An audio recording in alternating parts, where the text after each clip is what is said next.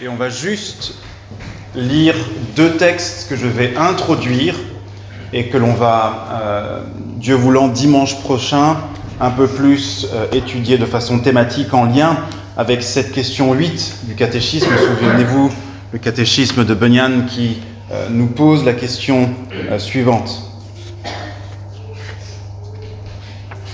Je vous la relis. Je vais même lire quelques questions précédentes. Comment distingue-t-on le Dieu des chrétiens des dieux des autres peuples ? Et nous répondions, c'est un esprit. Question 7, évidemment, n'y a-t-il aucun autre esprit que le vrai Dieu ? La réponse, oui, il y a beaucoup d'esprits. Et on avait notamment vu ensemble 1 Jean chapitre 4, verset 1. Bien-aimés, petits enfants, je crois, ou bien-aimés, n'accordez pas foi à tout esprit. Question 8. Quels sont ces esprits ? Et on a commencé à voir, souvenez-vous, il y a quelques semaines, le fait qu'il y a les bons anges. Notre prochaine étude porte sur les mauvais anges qui sont aussi des esprits et les âmes des hommes qui sont des esprits. Lisons donc deux textes. Je ferai quelques remarques introductives assez courtes et on conclura ce soir pour notre service de ce soir. 1 Roi chapitre 22, versets 21 et 22 d'abord.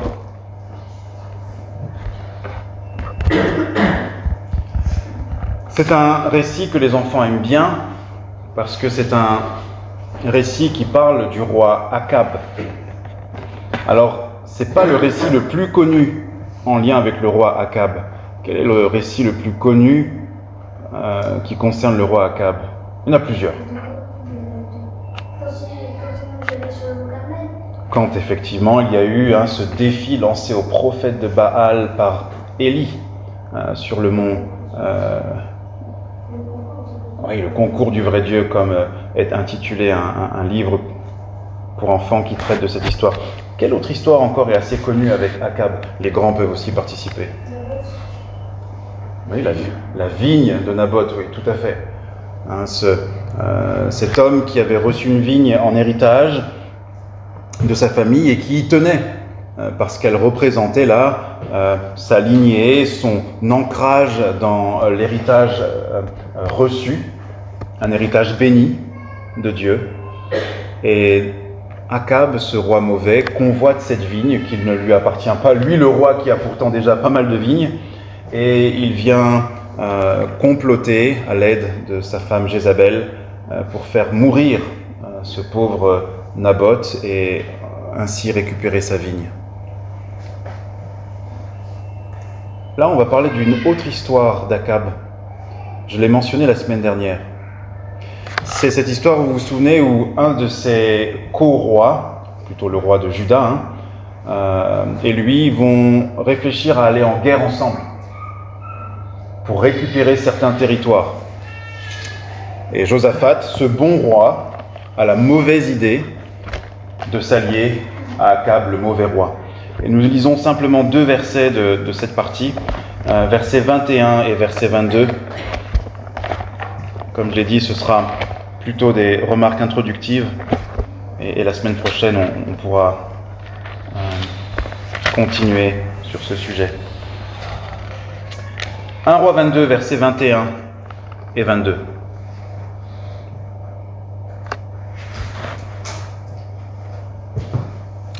Je vous ai dit 1 Roi 22, c'est ça ? Oui, ok.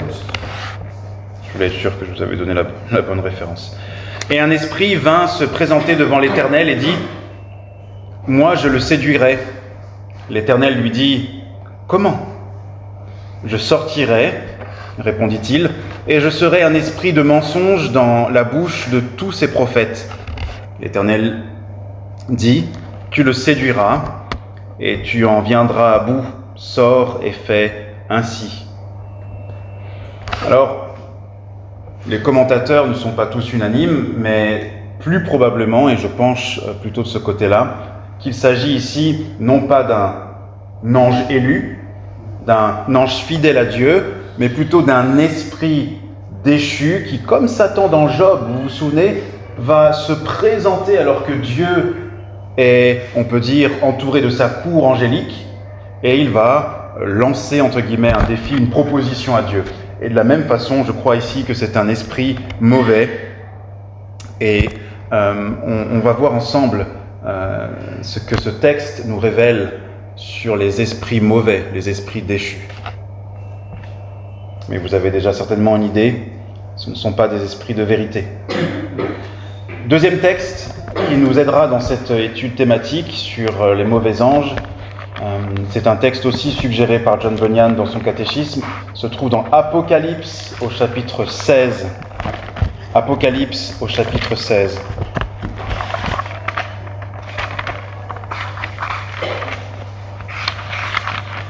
Et là aussi, deux versets, versets 13 et 14. Apocalypse 16, versets 13 et 14.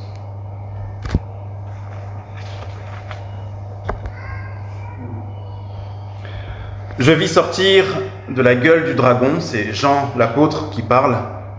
Je vis sortir de la gueule du dragon, de la gueule de la bête et de la bouche du faux prophète, 3 esprits impurs, semblables à des grenouilles. Car ce sont des esprits de démons qui font des prodiges et qui vont vers les rois de toute la terre afin de les rassembler pour le combat du grand jour du Dieu Tout-Puissant. Il y a évidemment des liens entre les deux textes. Les deux textes mentionnent des rois de la terre, et qui, semble-t-il, se font leurrer, accablent comme ces rois à la fin des temps, par des esprits mauvais. On précisera ces choses, et c'est très intéressant de prendre en compte le fait que ce monde, conformément à ce que la Bible nous dit, est conduit par l'esprit qui est à l'œuvre, le prince de l'air, comme Éphésiens 2 nous le dit, Satan. Et Satan ne travaille pas seul, il n'est pas omnipotent, il n'est pas omniprésent, il n'est pas Dieu, mais il travaille avec des myriades d'anges qu'il a entraînés dans sa chute. La pertinence de cette étude, je le crois, pour nous, elle est double. Évidemment parce que déjà, tout ce que la Bible contient est utile pour nous, pour notre foi, pour vivre dans la réalité de Dieu. C'est très facile pour nous, en particulier occidentaux du XXIe siècle, d'oublier qu'il existe un monde invisible et d'oublier même en tant que croyant que ce monde invisible est le lieu, où on pourrait dire l'espace d'un combat à la mort. D'un combat à la mort comme nous le verrons. Les esprits des démons n'ont pas, contrairement à ce que parfois le folklore nous montre, n'ont pas l'intention simplement de faire des farces. Ce ne sont pas des farceurs. Nous parlons ici de choses tellement sérieuses. Tellement sérieuses. Ce qui se passe en ce moment en Iran et dans bien des nations, ne pensons pas, même si nous ne pouvons pas décortiquer précisément les tenants et les aboutissants spirituels, mais ne négligeons pas que la Bible nous enseigne, notamment dans Daniel, que les rois, les nations, effectivement, sont parfois et même souvent l'instrument des forces démoniaques. C'est une des choses que nous verrons. Nous verrons aussi que les démons sont employés à tromper, à leurrer, et à la fois sur des petits sujets, mais surtout sur de grands sujets. De grands sujets qui peuvent donner au monde et à nos sociétés des directions toujours plus opposées à Dieu, toujours plus éloignées de la volonté de Dieu. Ainsi donc, ce sont encore des remarques introductives, mais ne pensons pas que les phénomènes de société que nous observons et que nous contestons à raison en tant que chrétiens et qui nous affligent, pensez à la prépondérance maintenant de la pensée homosexuelle. On était choqués même en tant que non-croyants il y a 15, 20 ans. Aujourd'hui, même en tant que croyants, si nous sommes honnêtes et que nous sondons notre cœur, avouons-le, sans dire que ça n'est pas un péché, est-ce que notre sensibilité n'a pas un peu diminué parce que justement d'autres choses encore sont arrivées derrière et nous accaparent peut-être, n'est-ce pas, et nous désensibilisent un peu. Mais tous ces mouvements, toutes ces orientations, soyons certains que d'une façon ou d'une autre, des esprits de mensonge sont à l'œuvre pour conduire les hommes dans ces chemins de traverse. Des esprits donc de mensonge. Des esprits qui sont ennemis de Dieu, c'est aussi un point que nous allons développer la semaine prochaine. Nous le voyons, le dragon est mentionné dans l'Apocalypse, et le dragon, si vous avez lu l'Apocalypse, est un des principaux opposants au Christ. Le Christ, le Fils de Dieu. Et pensez au psaume 2, que nous dit le psaume 2 que nous aimons chanter de temps en temps. Que font les nations et les chefs des peuples? Ils se liguent ensemble contre loin de Dieu, le Christ, le Messie, que Dieu a oint et choisi et mis en place d'autorité.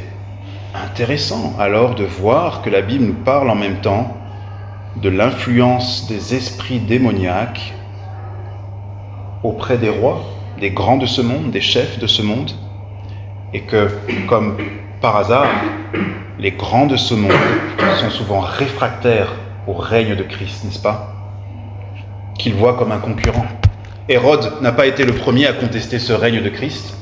Pharaon n'a pas été non plus le premier, on a parlé de lui tout à l'heure, et ils ne sont pas les derniers.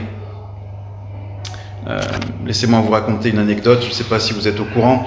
Alors, je n'ai pas vérifié ça moi-même, donc c'est plutôt une information de deuxième main, mais je pense que celui qui l'a raconté est assez fiable. Ray Comfort, un évangéliste bien connu aux États-Unis, raconte que Hitler, que nous connaissons comme être un grand de ce monde, un puissant, n'est-ce pas, avait fait ceci concernant les 10 commandements, une version disponible en Allemagne qui était un petit peu chamboulée dans le but justement d'effacer la connaissance ou de détourner les gens de l'idée que le Dieu vivant, le Dieu de la moralité est le Dieu d'Abraham, d'Isaac et de Jacob. Dans sa haine contre le peuple juif était cachée en réalité une haine contre le Christ des Écritures. Pas étonnant qu'il ait donc cherché à trafiquer un peu les textes et à rendre leur accès difficile. Hitler n'est pas différent d'Hérode. Il voit en Christ un roi concurrent à ses ambitions, n'est-ce pas, de se faire lui-même roi des rois dans un sens. Et enfin, un dernier aspect que nous verrons la semaine prochaine un peu plus précisément, et c'est merveilleux de terminer par ça. Dans un texte comme dans l'autre, dans un roi comme dans l'Apocalypse, nous voyons que les esprits des démons sont infiniment inférieurs à Dieu. Infiniment inférieurs à Dieu. Vous l'avez vu dans un roi, il demande permission et il se soumet à la permission de Dieu. Dieu lui fixe le périmètre de son action. Et dans l'Apocalypse, si vous lisez effectivement ce livre, nous voyons qu'il en va de même. Il n'y a pas de suspense sur la fin. Il n'y a pas de suspense sur le vainqueur. C'est Christ lui-même. Donc c'est en vain, n'est-ce pas? En vain que les nations et les chefs de ce monde se liguent ensemble contre le Christ. En conclusion de cette introduction, il est évident que pour nous, la connaissance de l'existence des démons est utile pour savoir comment nous combattons, comment nous devrions combattre les différents mouvements de société, les différents mouvements de l'ère du temps. Ne nous trompons pas de combat. Paul nous montre la voie par excellence, la meilleure voie pour lutter. Il dit, nous n'avons pas à lutter contre le sang et la chair et le sang, mais contre les puissances invisibles qui sont à l'œuvre dans ce monde. Combattre les puissances invisibles de façon toute humaine, avec les armes que nos contemporains musulmans, athées, catholiques pourraient employer. Pourquoi pas, mais je ne suis pas certain. Je ne suis pas certain que ce soit la meilleure stratégie. Et je le dis là comme guise un peu d'aparté, mais vous connaissez l'actualité comme moi. Ce que nous voyons notamment aux États-Unis doit nous réjouir, mais nous devrions avoir un pas de recul pour le discerner selon les Écritures.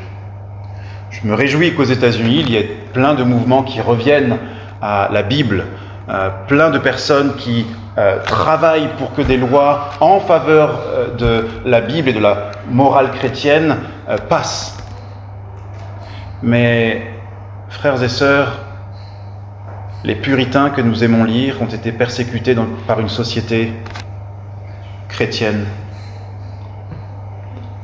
Les réformateurs que nous bénissons et que nous chérissons ont été mis à mort dans un contexte où tout le monde disait que Jésus est Seigneur, ou presque tout le monde.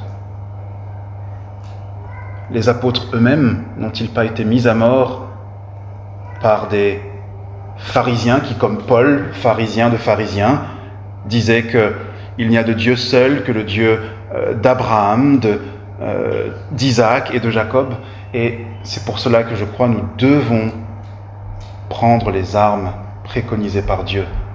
Ce combat n'est pas un combat de changer la société, mais un combat de changer les cœurs, de les rendre conscients sur la lutte qui se livre dans le monde invisible pour la perdition des âmes, la volonté des démons, et de l'autre côté, la gloire de Christ au travers du salut des âmes. Enfin, une dernière remarque en guise de conclusion. John Bunyan, vous vous souvenez dans ce catéchisme, a cette expression que je trouve merveilleuse, toute simple mais merveilleuse. Il dit, il y a une différence entre ceux qui sont chrétiens et ceux qui n'ont pas, quoi ? La grâce des chrétiens. La grâce des chrétiens, c'est qu'ils n'ont pas à craindre les forces démoniaques et les forces sataniques.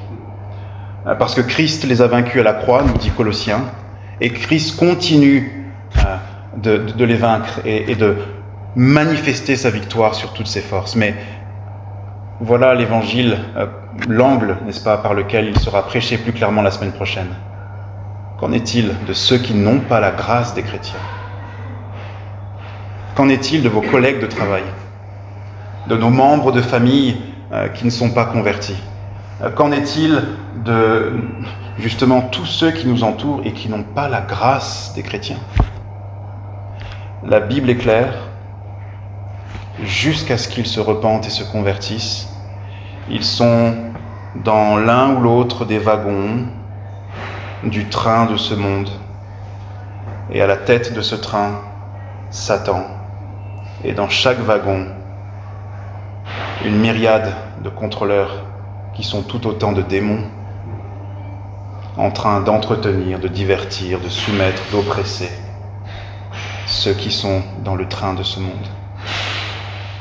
Si nous voyons le monde sous ce regard, je prie que Dieu nous aide par là à brûler davantage de compassion et de voir la misère réelle qui est en fait la vie de nos contemporains, au-delà des apparences. Et j'espère que vous voyez un peu avec moi comment la réalité du monde invisible nous aide à voir le monde visible sous un autre regard. Sous un autre regard. Que Dieu nous aide à nous parer donc de toutes les armes spirituelles dont nous avons besoin et qu'il nous bénisse dans ce que nous avons chanté tout à l'heure. Je relis le deuxième couplet en guise de conclusion. De ton souffle animé, prête à tous les combats, l'Église est une armée qui ne recule pas. Qu'importe les obstacles, les soldats de l'agneau, miracle des miracles, sont tous nés de nouveau. Et peut-être le troisième qui nous rappelle ce que nous avons pour bannière et ce que nous avons pour pain et pour breuvage et pour puissance. Pour cette sainte guerre, ils ont sacrifié les faux biens de la terre, mais aussi les fausses espérances de la terre. Une terre chrétienne devrait-elle être l'espérance qui nous anime quand le Seigneur nous dit « Je vous prépare une place ». Ils ont sacrifié les faux biens de la terre, divins crucifiés, mais leur foi, leur courage vont toujours grandissant, car leur pain et leur breuvage, c'est ta chair, c'est ton sang. Frères et sœurs, le message de ce matin j'espère, nous ne l'oublierons pas rapidement. Notre frère nous a bien exhortés et je me sens personnellement concerné en premier chef à éviter effectivement une forme de misérabilisme chrétien. Et je ne crois pas, si j'ai bien compris, que notre frère suggérait que nous ne devons pas penser que nous sommes pécheurs. Nous le sommes, n'est-ce pas?